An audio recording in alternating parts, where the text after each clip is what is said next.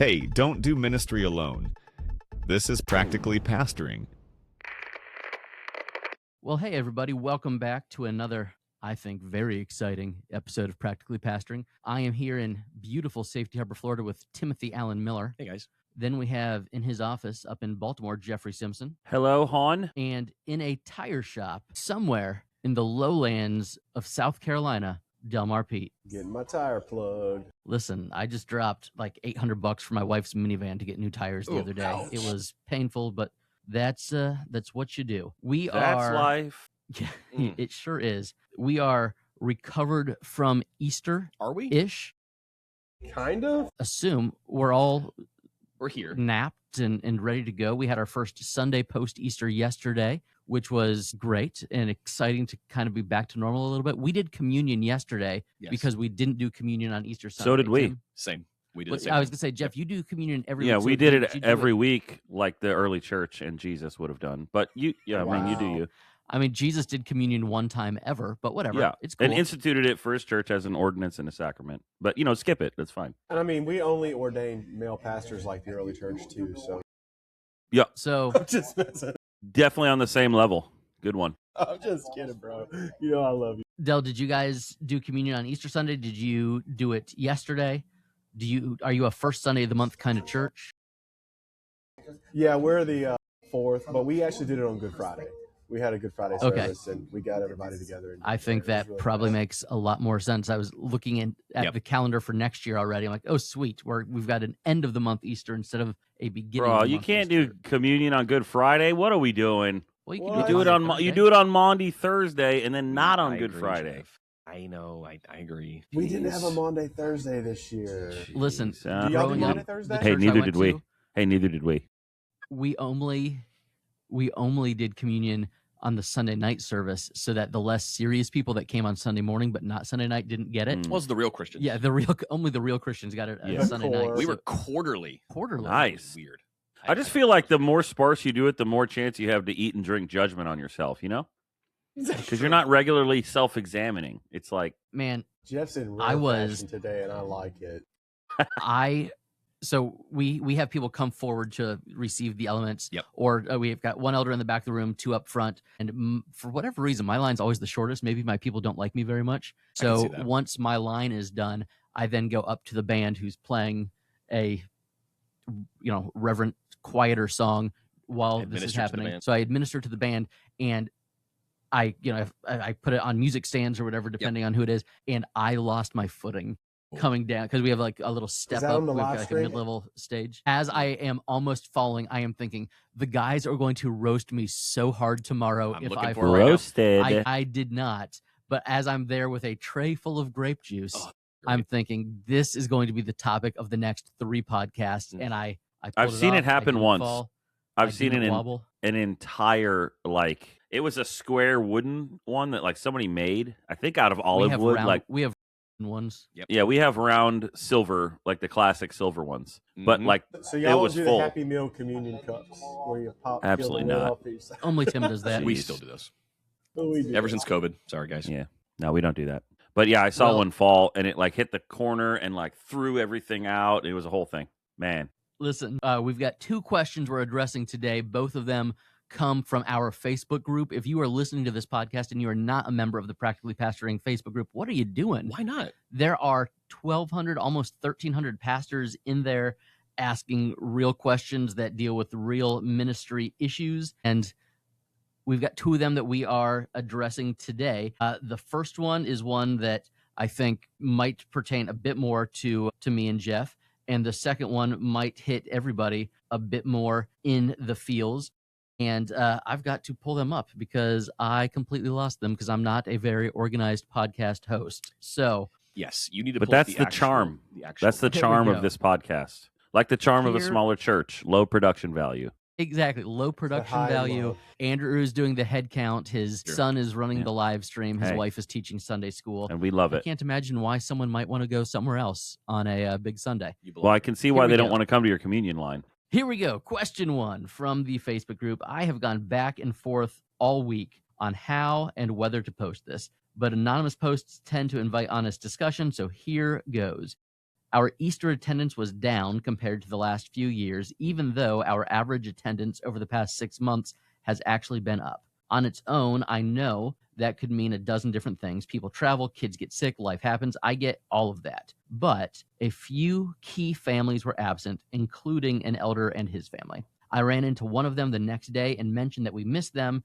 They told me they had gone to the big Easter service at the mega church in town because another family from our church invited them. That sent me down a bit of a rabbit trail. After a little bit of Facebook sleuthing, I realized this does not seem to be a one-off. This family is consistently with us for normal Sundays, small groups, kids ministry, but when the big days roll around, Easter, Christmas, special events, etc., they seem to head to the church with the bigger production value.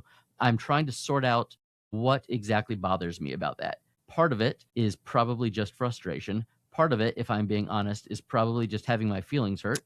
It is hard to not feel like your church is good enough for the ordinary Sundays, and I don't think he means ordinary Sundays in the liturgical calendar way of ordinary Sundays, but not good enough for the moments most people want to remember. So I am asking sincerely, what is this? Is this just modern church culture and I need to have thicker skin? Is this a discipleship issue? Nice. Is this a membership issue? Is this a conversation worth having with the family? Or would that come across as insecure and territorial? Right now, I'm trying to discern whether this is something to address or whether this is one of those pastoral wounds you just have to hand to the Lord and move on from. How would you read this? Jeff, kick us off. Going to kick it off with cynicism? I'm all for it. Please. All right. I think if I'm speaking... You're all for leaving your church to go to the big church? That's or what you're I'm all for the No, I'm cynicism? all for speaking prophetically with cynicism. No, here's what I would say. A couple things. Number one, Jesus said, if your right hand caused you to stumble, cut it off. If your Facebook account is causing you to stumble, delete it. Stop looking at Facebook and trying to figure out what people are doing and what they're not doing. You can only go by what people tell you to your face. I think investigating I don't see a way that can lead to anything positive. Investigating and doing Facebook sleuthing can only make you go down a dark path in your own heart. And the reason you're going to go down that dark path in your own heart, and this person touched on it a little bit, but I don't think they fully want to go there, is that we're insecure. I'm insecure. You're insecure. That's part of what draws us to ministry. We like to be liked. We like to be up front. And the reality is we like to be in charge. And that's part of what makes us able to do the thing that we do, which is stand up in front of people and talk every week like most people are terrified of. But the shadow side of that is that we get insecure. I think maybe, especially like Andrew said, pastors of smaller churches, we can be more prone to fall for kind of the FOMO of ministry. Like you have this fear of like, what if they leave here? I mean, he said they're faithful on quote unquote normal or ordinary Sundays. It could be a dozen things and none of them are in your control. Assuming that you're teaching, what church membership means and what the local church is and what it's not, you can't control what they do with that. So I think, I like this. It's a saying that I don't remember where I heard it from, but you just got to move with the movers, the people that are there that want to be part of what your church is doing and part of your community. You just invest in them. You just move with them. And whatever people are going to do, they're going to do. You can't really control people. And then I would also say, I would push against the stigma of this is just an insecurity I kind of have to just hand over to the Lord and never say anything about to anybody. I would encourage you to admit to people that you feel insecure and to talk to them about the reality that, that we're part of a community together. We invest in one another's lives. And man, I'm not even saying this is right or wrong for me to feel this way, but when I found out you were at a different church, I just had mixed feelings. I felt a little hurt. I don't think there's anything wrong with that. In fact, I think you're being an example to the congregation of what it looks like to be fully transparent with people. I don't buy into the thing of, there's certain things we can't share with congregants. I think that is worldly leadership advice. I think that your call is to be an example to the congregation. And one of the hardest ways to be an example is to admit things like this and to ask for forgiveness and to be able to, come together. They may tell you, what, we had a friend who has a friend at that church and they were coming to Easter and we wanted to be there for them. And it may be an awesome reason. And so I think assuming the best intentions in people, and then again, like practically just don't go looking on Facebook for answers you don't want to find. Yeah. You never know whose kid is singing or who's, Maybe there's someone's a got someone going who's on. part of the program. Exactly. But also I get it because I felt all these feelings for sure. And I probably will feel them again because I'm insecure and I'm not perfect. We have the big community service at our waterfront park here in Safety Harbor. and it's 6 or 7 different congregations in theory getting together, when really it is the lilies and poinsettias that aren't going to come to church anyway, but they want to feel like they did something. So we have a sunrise service that is all of the churches in Safety Harbor are invited to participate in this together. With no gospel proclamation. That's not true. There's a Hold gospel on. Did you just proclamation call every year? Just call people lilies and poinsettias? You've never heard that? I've never heard. never heard Is that Christmas Easter attenders? That's the Creasters. That's bro. Creasters That's are They're it's incredible. good I'm one. using that from now That's a on. good line. It's a That, really that good should line. be coming soon to the Practically Pastoring merch store. That would be a hilarious church shirt. merch. Get us a lilies and poinsettias Dude, t-shirt. That I would would be be all over that. spectacular. Yes. But so when we do this sunrise service, and it's cool, the city is involved. We raise a lot of money for our neighborhood family center, which is our food bank that we partner with. So I truly love everything about the sunrise service, except for when I see one of our congregants at the sunrise service and they're like, all right, hey, we'll see you next week. And I'm like, this is not our, this doesn't count for our Easter service. Like, I know you sang some songs and you prayed at 7 a.m. on Easter morning, but we still have our regular service at 10.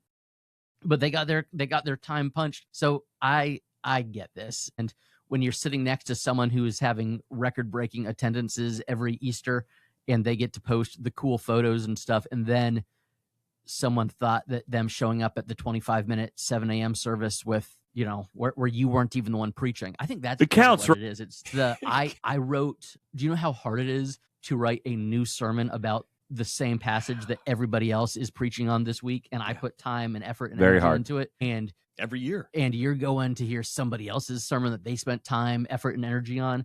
Oh, that just stings. Dell, what you got? No, I get that. And I think practically what I've done before, because we had this issue in our town as well, where there's a big event going on.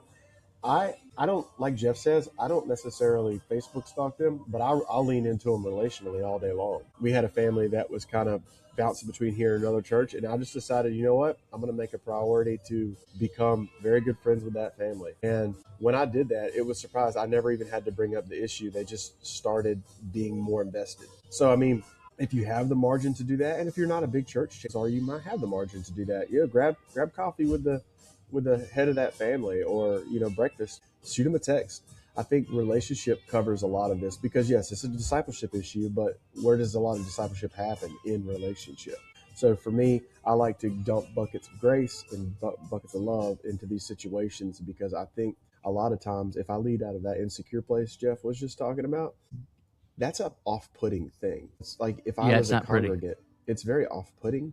But if you just decide, hey, I'm gonna invest in this family, and I'm gonna know what's going on in their world, it's the same problem, but you're handling it in a different way. And I think the other one is much better for your own soul and definitely better for theirs. Yeah, I was going to say that, like, leaning into your insecurity in a negative way is just really bad for your own soul. And I think a lot of times pastors miss that. We miss that in these conversations because we're so used to, like, the strategy and the practical side of, like, how can I reach this family? And I don't want to make them feel like put off. I don't want to come across off-putting.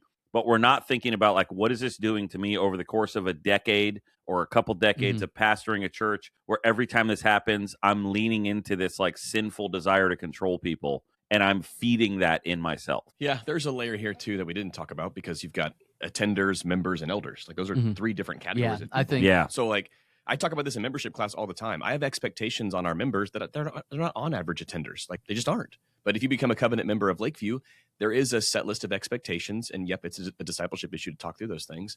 But if you're an elder, I can have a very direct conversation with you. I'm hopefully already spending a lot of time with you as an elder of Lakeview. So it'd be no issue for me to have that conversation of what was going on. Why, what was there a something, like a big moment you need to be a part of?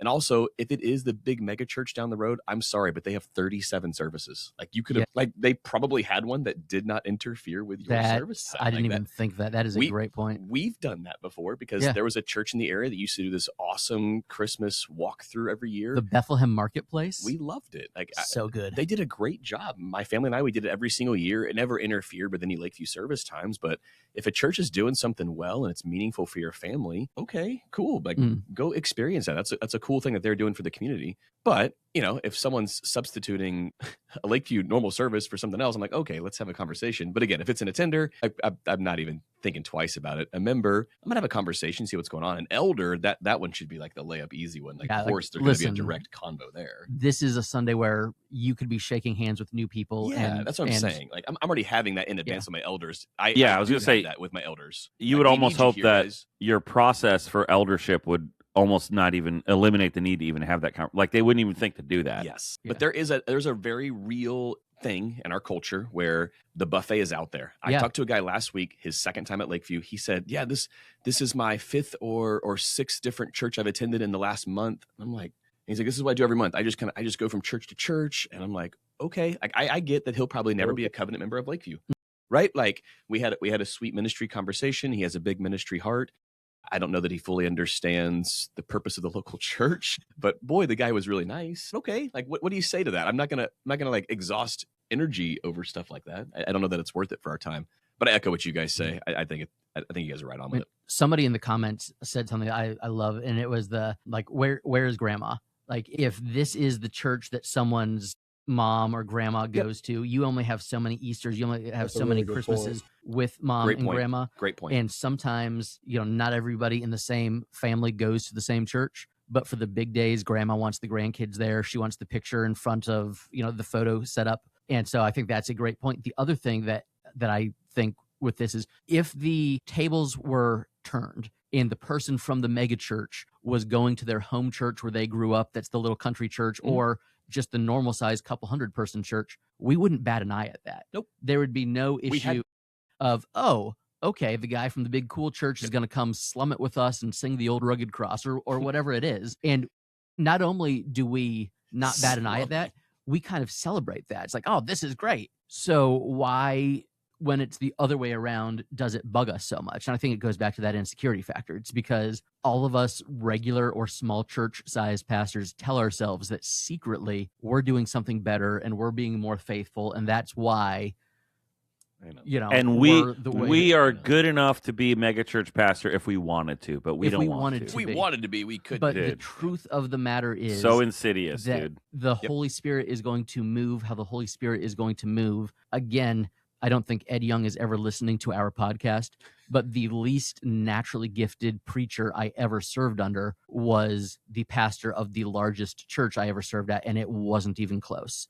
I mean, literally every other church that I worked at, the preaching was stronger than it was when I was at Fellowship Church, and yet they probably had 25,000 people on Easter. The Holy Spirit's going to move how the Holy Spirit's going to move, and I think it's really silly for us to, get our feelings hurt that the move of God is happening down the street and not with us. I get it, because I feel that way sometimes, and then I have to remind myself that in the grand scheme of eternity, I'm just being absolutely selfish and ridiculous. I love the word also. Jesus and Paul both express this kind of feeling in the Bible, right? Yeah. Jesus to his disciples, like, can none of you stay up with me? Paul has everyone in Asia left me. Like, it's not a new thing. It's not. It is. And that is why you need a community like this one where we call each other out and mock each other. Maybe we shouldn't mock each other as much. By the way, guys, I got to go soon because I'm on another podcast. See ya. I'm on a podcast that people actually listen to. Yeah, a big one. With sponsors.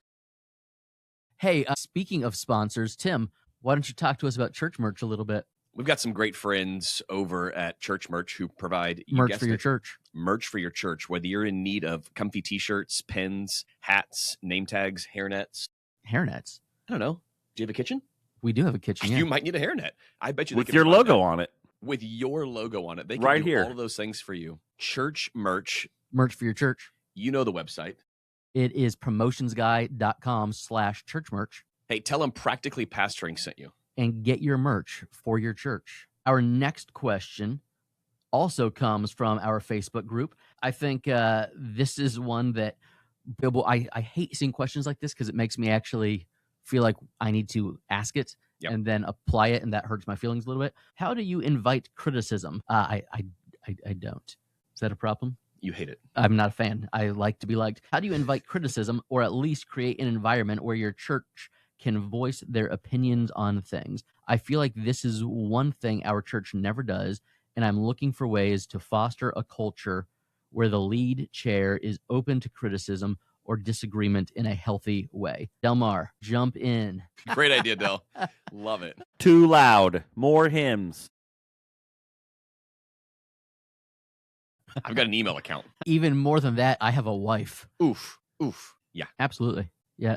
I think one of the ways that you can do this well, I always encourage people, especially if they're like first time preaching, to never make yourself the hero or the victim in a story, but make yourself like the idiot or the villain. And so I will regularly include, an anecdote in the sermon where it's like, I needed rebuke and I needed correction. So the idea of me having, somebody older and wiser or just younger and smarter in the congregation correcting me those are stories that my people hear way more often than I was just being so awesome the other day doing awesome things and then something awesome happened. Like nobody gets anything from that. And so I look for moments where I can, show that yes, I am willing to be criticized and I need it wherever I can. And then another piece that I think has worked well for us is when we are in our membership process, we kind of talk about the benefits and the expectations of being a member of the church. And the criticism piece is a huge part of that. I say, every time someone walks in the door, the guy that Tim was just talking about that's been to 5 churches in the past 5 weeks, he's going to come in and have lots of opinions. I don't really care what his opinions are unless he's a secret shopper that we've hired to come check out our church. I'm not interested in that person's opinions. But if someone is a member of the church, invested, I am very interested in their opinions and their criticisms and critiques. And if it's an elder, you're leaning in even more, as you should be. So I think that there needs to be a structure where we don't just invite, but we expect people to speak into different areas of our leadership, of our teaching, of the culture of our church. We want to do all of those things well, and you're not going to do them well if you are just in an echo chamber. And there's a reason why bully culture tends to not last, because no one feels like they're allowed to say anything. Otherwise, they're like going to get canned or kicked out. Yeah. So I think there needs to be a staff culture here where staff members should be able to come to you and say, hey, I know you didn't probably mean it this way, but this is kind of how I took it in staff meeting last week. This is how I took it, and this is how it made me feel. That has happened to me, and I have grown a ton from that because I didn't even realize how I said that something until they said it back to me, and I was like, well, yeah, of course you took it that way because that's exactly how it sounded. It sounded like you meant that. But I was stoked that they were able to do that, even though they said they were scared to do it. They were still able to do it, and we were able to grow from that. But you have to, that takes time to develop and cultivate and trust. You might actually you have to spend time with people to do it too. Mm-hmm. Yeah, I would say one of the things I've noticed, and this is fairly frustrating, is that some of the best criticism I've ever got has come from people that I least want to hear it from. Like, yep, I know the people that bug you in the congregation that you just like, maybe your just personality's just like, there's people in your congregation that you just like would never be friends with. You just don't, your personalities just wouldn't work. And those sometimes are the gift of criticism. Yeah, they come up and they want to just, and maybe they always have something critical to say, and maybe that causes you in your insecurity to want to dismiss that. But honestly, sometimes they're right. Like a lot of times they're right. And so it's on you as a leader, again, as an example to the congregation, to be able to kind of cut through your own emotional response and your own insecure response and to actually just go, okay, are the facts of what they're saying correct? I'll give you an example. It happened this morning, right? So this is literally what happened. I am working out this morning. It's like 6:30 in the morning, and I get a text on my phone from a congregant, a very trusted congregant, who said, hey, who is the person singing yesterday? And my immediate thought was, are you kidding me? You should know that person's name. Like, it's a small church. They sing like every third week. Not that big. Yeah. So I said it was this person, and he said just some critique on the live stream since I was watching online yesterday. Couldn't hear this person, couldn't hear that. This microphone was too soft. And immediately my brain is going, well, why don't you volunteer and maybe help out once in a while? And and you don't know that this happened. You don't know that yesterday I had to pull like a small church move. Andrew will relate to this. And instead of my laptop running the clicks and tracks, I had to take like 5 minutes before service started, take my laptop back to the booth, hook it up to run the slides because our slide computer wasn't working, and hook up my phone to run the tracks, all within like 3 minutes of the service actually starting. So I had all that going on, and now I'm getting this text about, this vocal could have been a little bit louder in this one. And so my choice is to go, into that place, or to go, he's probably right though. Like I mean, I've heard this before about our stream. We didn't have a person running sound because that person had something come up in their family, so they couldn't be there, so no one was there. We honestly, if I'm being honest, we really don't have a good system for how that happens because I'm not a great leader in that arena right now, and I need to figure out a way to have somebody who can mix audio for our live stream and train them to do that. And I haven't done it, and so that's on me. And so his critique is probably right, even though I'm receiving it at like 6:45 in the morning when I'm not thinking about wanting to hear this. I mean, I was awake, and he knows I was awake, and he texted me at that time. But so you have to. I mean, if you want to sit in a chair of leadership, that's just like, this is part of it. And if you don't like that, I don't know what to tell you other than like, you better learn how to deal with it and like take that to the Lord and ask him to grow you in that area, because you're going to receive critique. And back to the whole like wanting to be a megachurch pastor, guaranteed they get a lot of critique. Yep. Like the more people that are around, they pay people for it. They pay people to filter it. Yeah, and they pay people to give it to them. And I would say, Tim, you said this too, like, and it's that old saying of like culture eats vision for breakfast, you know? Like you can have the best system and we're going to do a survey and we make it easy.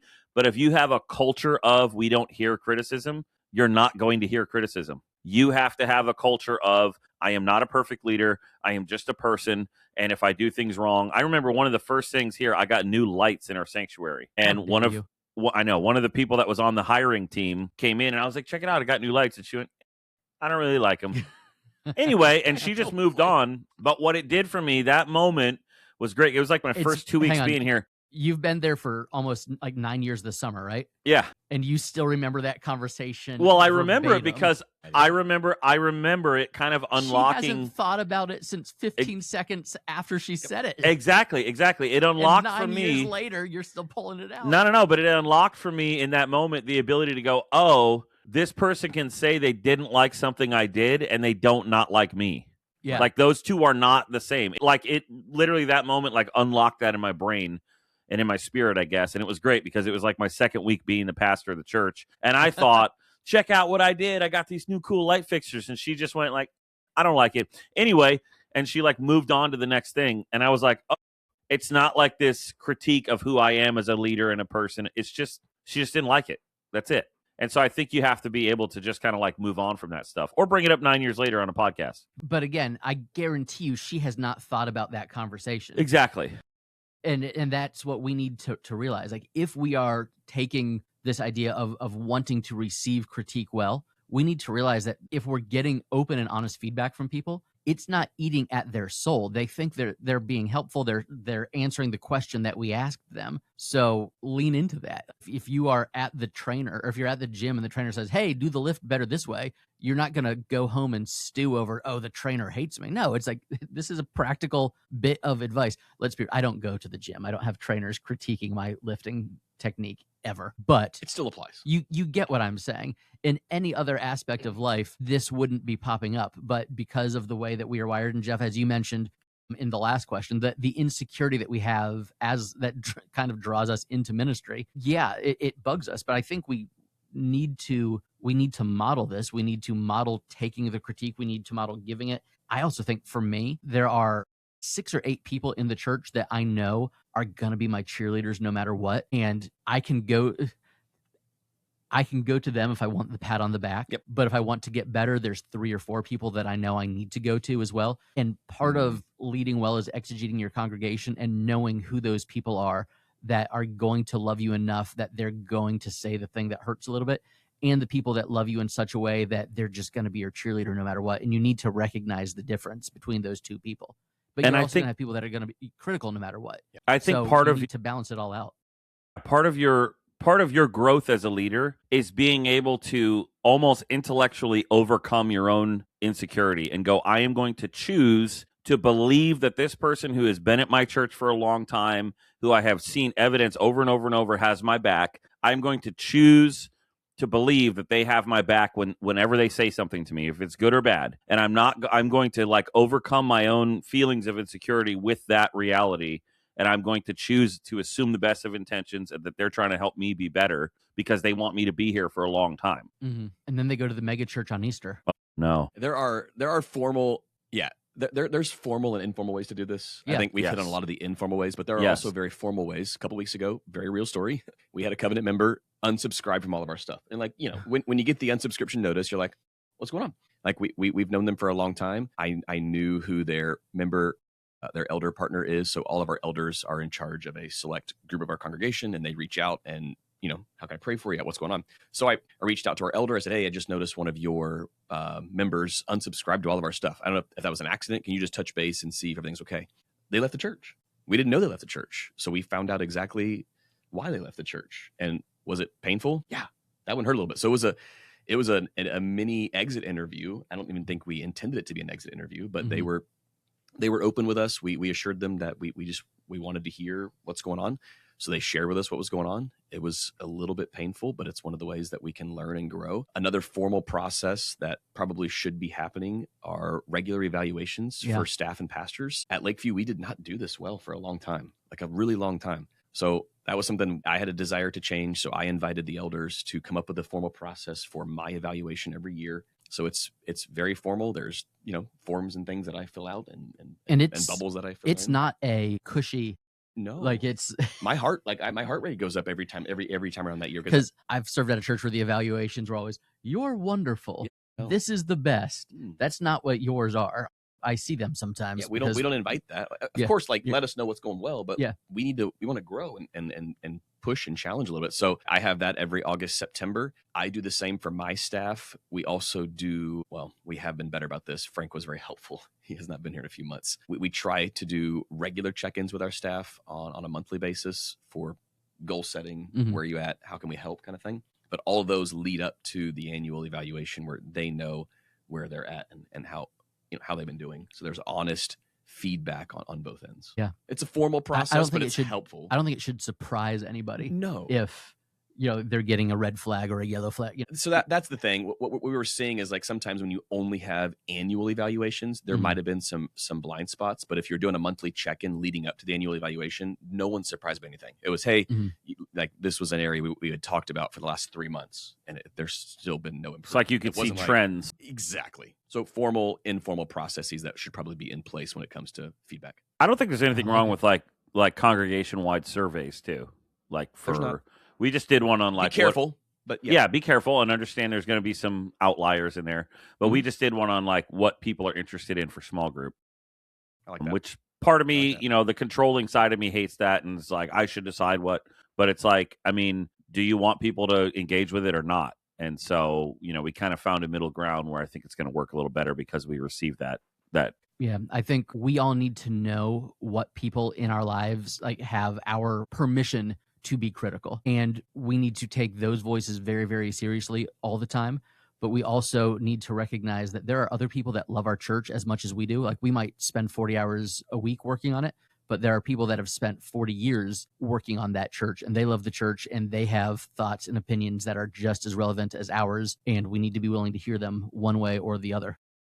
On the other side of this too, you definitely have people in your church who will only ever say flowery, nice things to you, and they're not always accurate. Yes. And they also always might say something terrible behind your back, but because they said something flowery to your face, you're going to think everything is good, and then they unsubscribe from all your emails, and it's like, oh my God. No, I'm not saying this is. I'm just saying this. I don't know why this family left, but I'm saying I wasn't trying to be critical that time. Painful. But you have people that will say all the flowery things and then disappear because 100%. you did not accept somebody else's criticism when you should have. This is important stuff. Ooh. Wow. Yeah. Yep. Listen, fellas, this is good stuff. It's almost like there's decades of pastoral experience between all of us. Crazy. Weird. We should do this again next week. So make sure you're checking your podcast feeds, and we'll have another one of these Practically Pastoring Conversations next Monday. Until then, see you later. Miss you. Bye, y'all. See ya.